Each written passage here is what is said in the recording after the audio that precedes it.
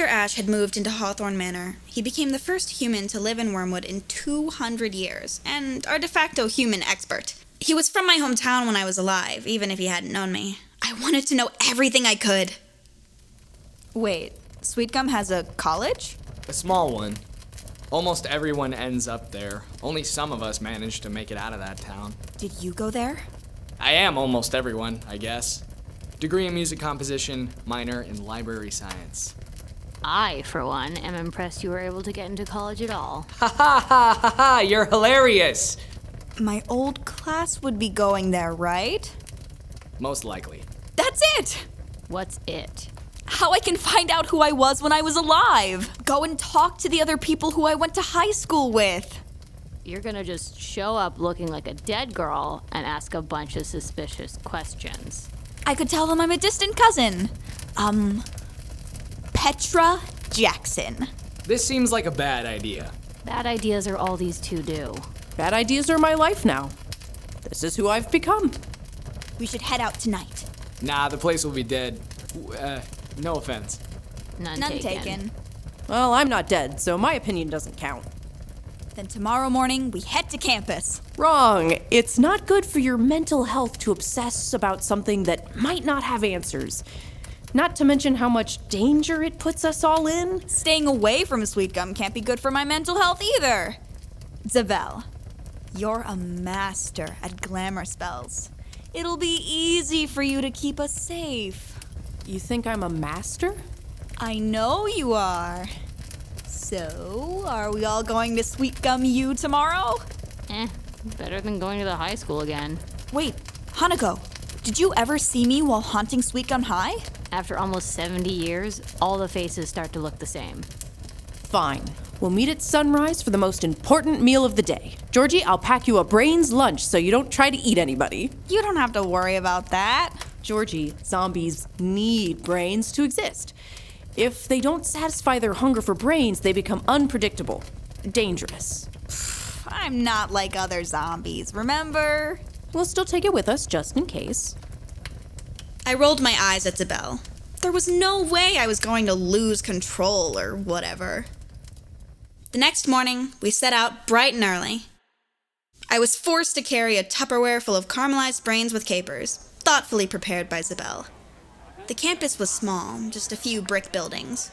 Cobblestone walkways connected everything to a central quad surrounded by palm trees swaying in the breeze. Thanks to Zabel's glamour, I wasn't worried about being recognized. She'd kept my facial features close to my natural ones, only altering them slightly. Yet I looked like a complete stranger. Large glass windows and doors filled the building with natural light. The white walls were covered with various awards and large oil portraits, and it all reeked of humans. Zombies smell humans strongly, a vestigial advantage from when we lived off hunting them. We gotta find Vincent Lambert. Kid's got this town wrapped around his finger and knows everything about everyone. Is he the town figurehead? No, he's just a guy everybody likes. I remember the name. People would gossip about him in the bathroom. Then I'd scare them. Then it was nice and quiet. Why are we seeing him? First, he knows everything about everyone. Second, he was in your graduating class. Ash took off, weaving through the crowded hallways, and we followed. Did you know that humans have an attractive, savory smell? Lots of umami. The delicious scent of brain meat wafted through the air. That custard-like creaminess was just sitting in their skulls, untouched. Suddenly, I was grateful Zabel had made me bring a lunch. Vincent! Vincent Lambert stood before us, brightly smiling in welcome. The perfect boy next door. Hey, man. I thought you were out in bustling Tampa. Had some loose ends to tie up. I brought a couple of friends with me. This is Zabel, Hanako, and Georgie. Petra Jackson. Petra Roberta Jackson. Jr. Hello. It's nice to meet you. You look a little familiar. Have we met? No,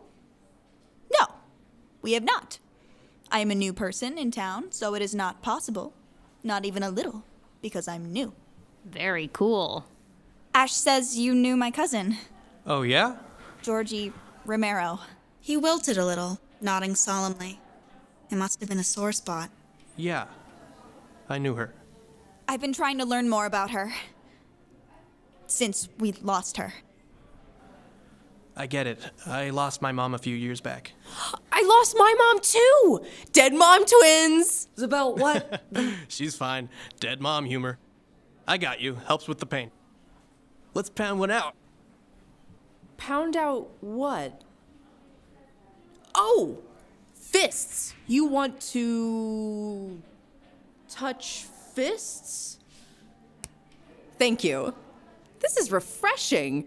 You are a breath of fresh air, especially compared to this one over here. Oh, Isabel, you wound me. Don't be too hard on Ash. He's a good guy when he wants to be. Yeah, thanks. What do you remember about her? About Georgie? She kept to herself. She didn't have a lot of friends, but she was a really cool person. I enjoyed hanging out with her. Aw, that's sweet of you to say. Don't fawn over basic human kindness. It's the bare minimum. I will fawn over whatever I want, Ashley Ramus. Then...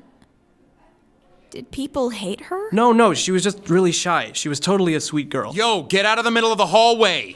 Our gathering was interrupted by Tony Dante, a beefy and intimidating man.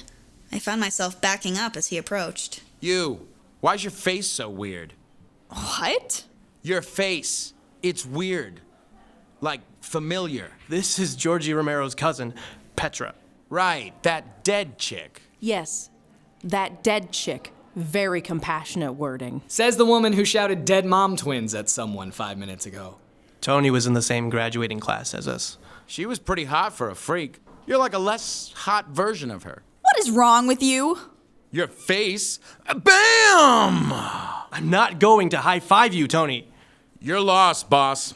I gotta get to class anyway. Jerk! What is wrong with you, man?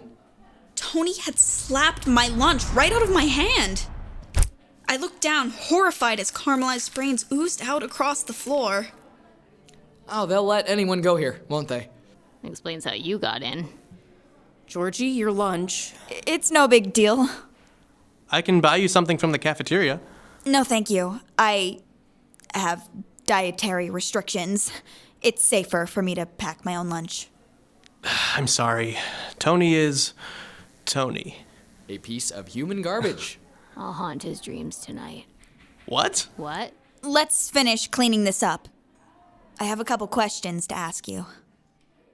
Vincent insisted on giving us the full tour of campus and was kind enough to answer all my questions. He confirmed a few things I already knew. Georgie, or I, had loved dancing. I'd been planning to go to some college out of state, but I'd never said where. I could have strangled living me for not telling him everything. Now and then, my stomach would release a loud gurgling. Isabel would shoot me a concerned look, but I always avoided them, not aware of the danger we were all in yet. Vincent finally brought us to the last part of the tour, the auditorium.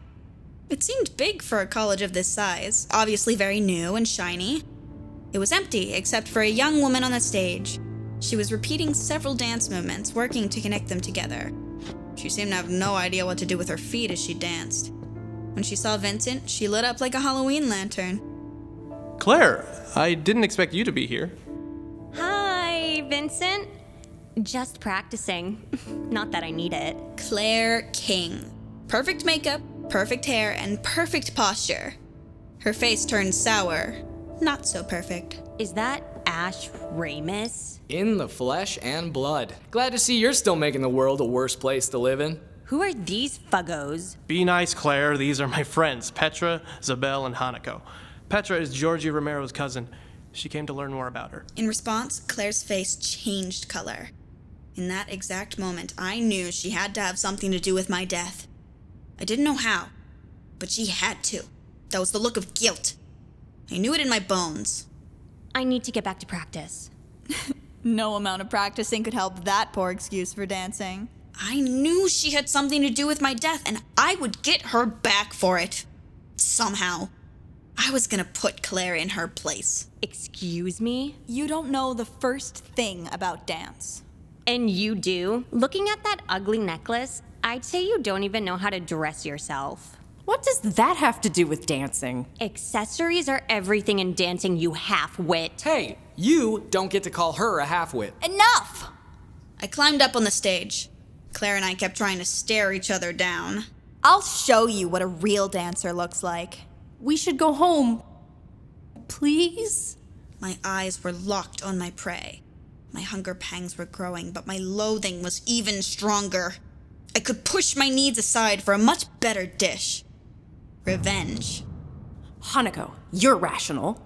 Talk sense into her. Claire reminds me a lot of the girl who murdered me. Don't worry, Isabel. Claire could use some competition. I entered first position. Claire tried to imitate me, and I fought back a laugh at her poor attempt.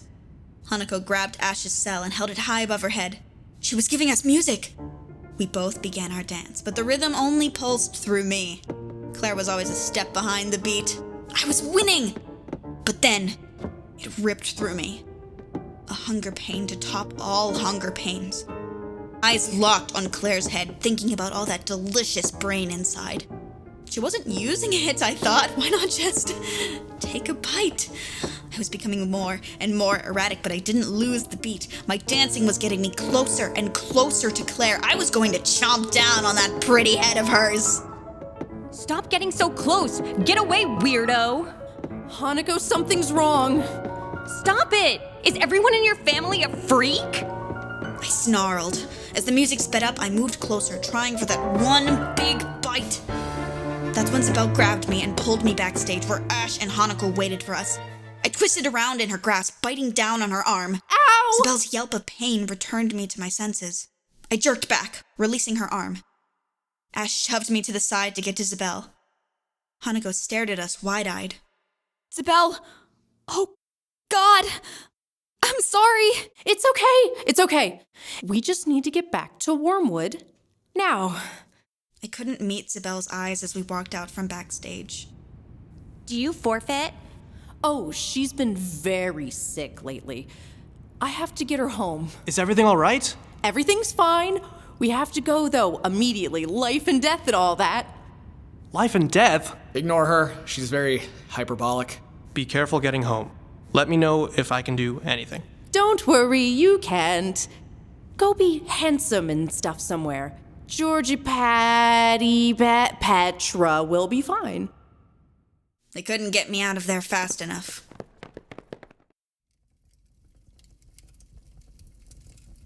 I was overcome with shame, even though Isabel tried to console me, saying it was all right. As soon as we got back, she fed me a big serving of brains. Afterward, I felt like me again. But it wouldn't change facts. I really was a monster. There was a hungry, uncontrollable zombie inside of me, always ready to get out if I didn't satiate it.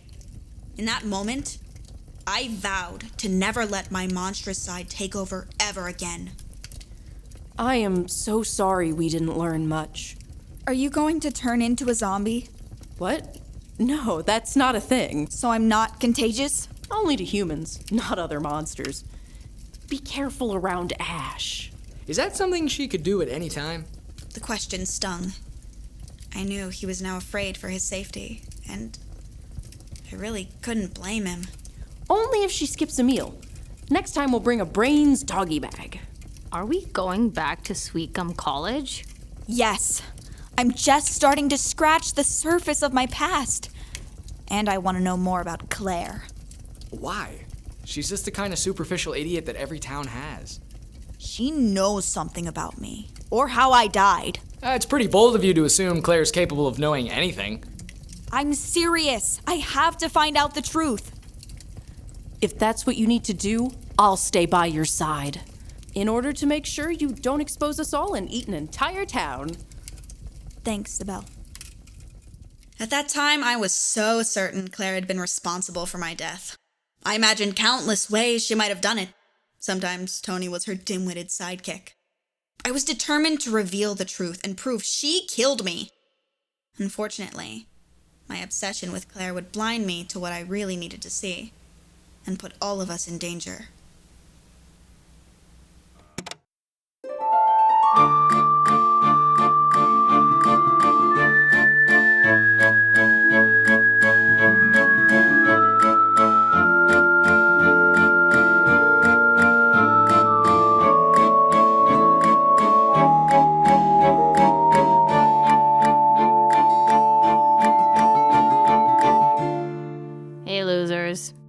Thanks for listening to Georgie Romero is Done For. It'd mean so much to us if you could leave a review at the iTunes store. It's the best way to get the word out about us. Bye. This has been Georgie Romero is Done For, created by Kat Walker-Shea, co-written and co-directed by Kat Walker-Shea and Rachel Greenberg, produced by Rachel Greenberg, Sox Whitmore, and Kat Walker-Shea. Music composed by Evan Johnson. Sound designed by Elliot Yoakum. Recording engineering by Evan Johnson and Sox Whitmore. Georgie Romero, voiced by Sox Whitmore. Zabel Hawthorne, voiced by Kat Walker-Shea. Hanako Kanagawa, voiced by Jade Robinson. Ash Ramus, voiced by Caleb Feetsum. Vincent Lambert, voiced by Keon Haydari. Claire King, voiced by Rebecca Lehrman. Tony Dante, voiced by Tony Tirico. Until next time, this has been Georgie Romero is Done For.